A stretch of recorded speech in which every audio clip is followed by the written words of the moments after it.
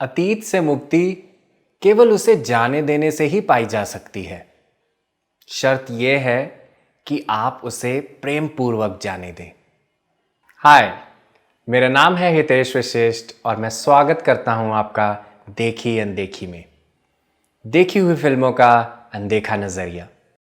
तो देखी अनदेखी की दूरबीन से आज हम बात करेंगे अमर कौशिक द्वारा निर्देशित एक कॉमेडी हॉरर मूवी स्त्री की। ये फिल्म है एक करुणामय दिल की कहानी जिसकी शुरुआत होती है मध्य प्रदेश के चंदेरी नामक गांव में रहने वाले विक्की से, जिसका किरदार निभा रहे हैं राजकुमार राव। पेशे से विक्की एक लेडीज दर्जी हैं जो प्रसिद्ध हैं पूरे गांव में अपने सिलाई के टैलेंट के लिए। चंदेरी में हर साल 4 दिन के लिए एक पूजा बहुत ही धूमधाम से मनाई जाती है। हर साल इस पूजा के चलते रात में आना होता है स्त्री नाम के भूत का। स्त्री केवल पुरुषों को ही गायब करती है और छोड़ जाती है पीछे उनके कपड़े। कभी सोचा है आपने, क्या है आपके जीवन का भूत? वो है आपका भूतकाल।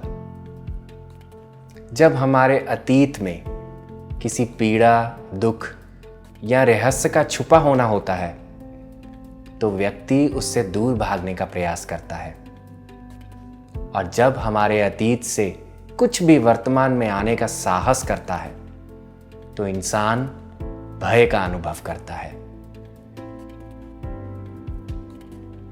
विक्की की मुलाकात होती है एक रहस्यमय लड़की से जिसका किरदार निभा रही हैं श्रद्धा कपूर। ये रहस्यमय लड़की केवल पूजा के दिनों में ही दिखाई देती हैं और विक्की के बार बार पूछने पर भी अपना नाम नहीं बताती। तो पूजा की पहली रात में स्त्री का गांव में आना होता है और वो उठा ले जाती है एक आदमी को, जिसके कारण पूरे गांव में एक डर का माहौल बन जाता है। लोग अपने घरों के बाहर "ओ स्त्री कल आना" लिखने लगते हैं।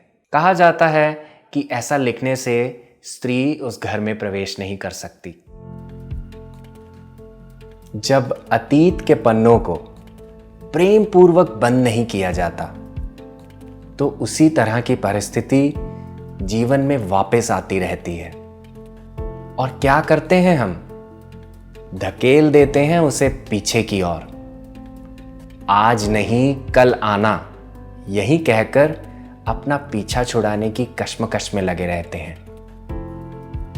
जब समस्या के चलते उस समस्या का सही समय पर निवारण ना किया जाए तो जान जाइए कि आगे चलकर वही समस्या किसी बड़े तूफान को आकर्षित करेगी।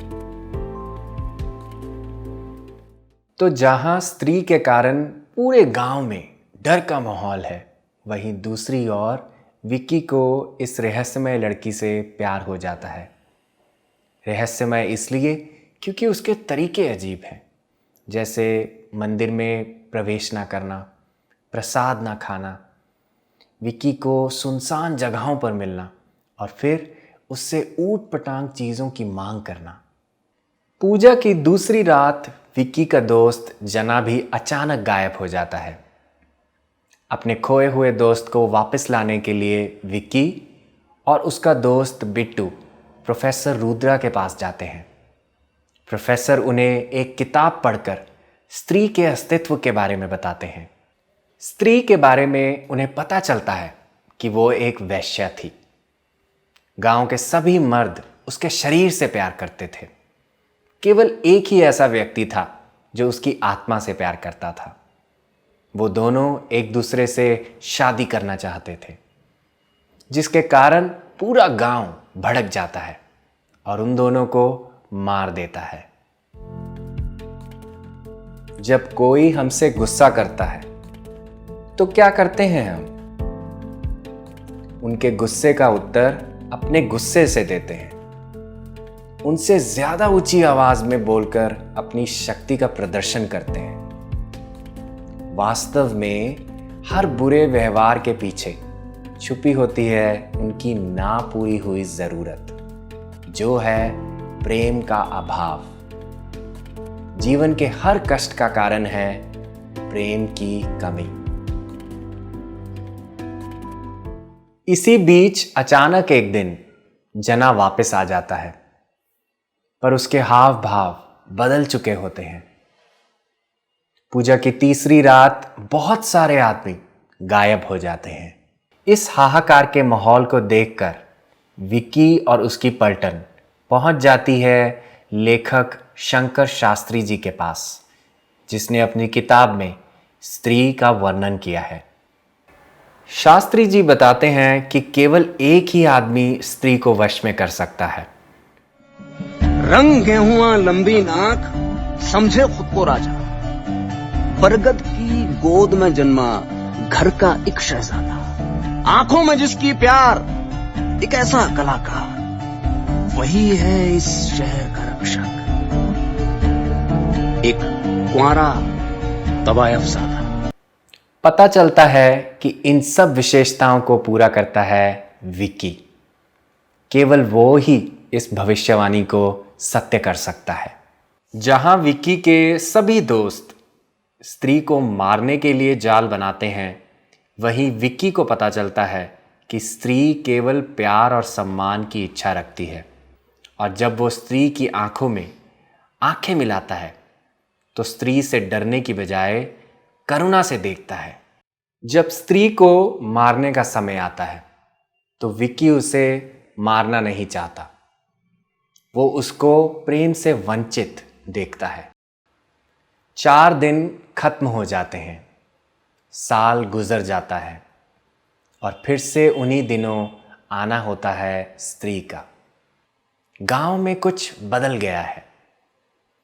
गांव के बाहर स्त्री देखती है अपनी मूर्ति को, और जहां स्त्री कल आना लिखा होता था, वहीं आज लिखा होता है स्त्री हमारी रक्षा करना।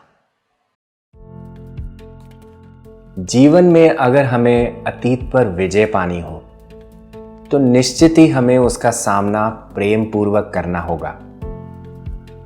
प्रेम हमें प्रोत्साहित करता है कि हम अपने जीवन के अच्छे या बुरे अतीत को समानता से देखें। जिस व्यक्ति में करुणा का भाव होता है, उसे भूतकाल का भूत भी कभी हानि नहीं पहुंचा सकता, क्योंकि उसकी करुणा ही उसकी ढाल बनकर हर परिस्थिति में उसका साथ देती है। तो जाने से पहले मैं छोड़ूंगा आप सबको एक विचार के साथ। हमारे जीवन के बीते हुए कल का प्रभाव केवल वर्तमान में ही बदला जा सकता है। चंदेरी गांव के लोगों ने स्त्री के खौफ से तभी राहत पाई जब उन्होंने स्त्री के प्रति अपने नजरिए को बदला। जब हम अपने अतीत से अच्छी सीख लेकर उसे वर्तमान में अपनाते हैं, तो क्या हमारे बीते हुए कल का प्रभाव बदल नहीं जाएगा? जब हमारा नजरिया बदल जाएगा, तो क्या सब कुछ नहीं बदल जाएगा? फिर चाहे वो भूतकाल हो या वर्तमान या फिर भविष्य, सोचिएगा जरूर।